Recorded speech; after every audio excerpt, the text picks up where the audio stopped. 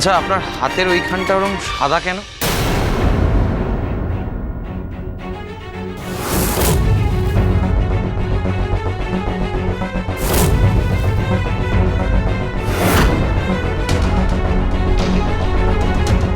না মানে আপনার গায়ের রং তো বেশ চাপা, তাহলে এখানটা ওরকম কি করে হলো?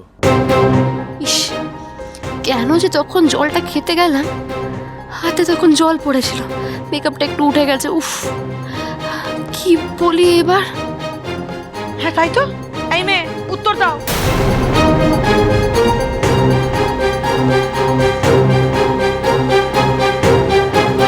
পড়ে গেছিল।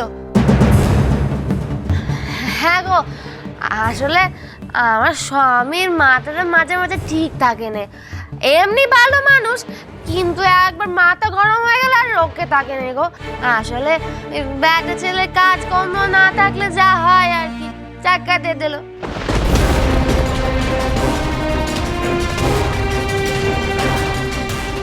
ওই জন্যই এই জায়গাটা সাদা।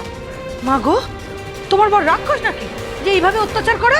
তোমার এখন জ্বালা ঠালা কিছু হয় না তো গো? না না দিদিমণি, এমনিতে তো আর ফর্সা হতে পারবো নি, তাই এইভাবেই যদি একটু বর্ষা হলেই সব হয়ে যায় বুঝি? এরকম করলে আমাকে নালিশ করে দেবে, আচ্ছা করে দেবে। এই রিতম, তুই ওকে নিয়ে ঘরে যা। হ্যাঁ হ্যাঁ হ্যাঁ দেবু, চলো।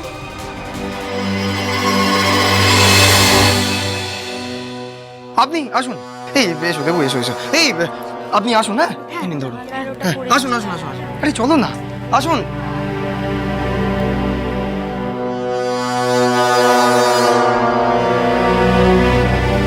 হ্যাঁ এদিকে আসুন আসুন আসুন আসুন। এই যে আমার বাচ্চা, আপনি আসুন। ওষুধপত্রগুলো বুঝে নিন, ঠিক আছে? এই যে। ওরে বাবা রে, ওই জন্তাম না বাবুটা আমার।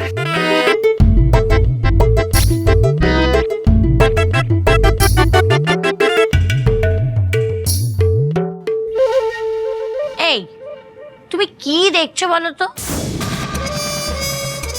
তুমি তুমি কি পড়ার চেষ্টা করছো? তুমি কি ইংরেজি পড়তে পারো নাকি? এমন ভাবে দেখছো যেন তো ডাক্তার তুমি। আর এই রিতম, তুমি আবার দরজা বন্ধ করছো কেন?